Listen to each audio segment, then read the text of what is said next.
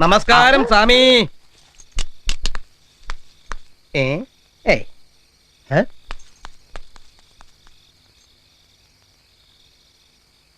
മന്ത്രവാദി ഭഗവാന്മാരൊക്കെ തുണിയിട്ട് മൂടിയിട്ട് താൻ വെള്ളടിക്ക കോഴിക്കാലും കടിച്ചു പറിച്ച് അപ്പൊ താൻ തട്ടിപ്പാണല്ലേ.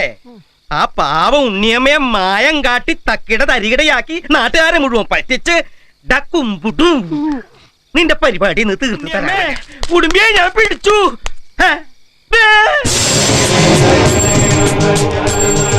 അപ്പൊ അവിടെ ഉണ്ടല്ലോ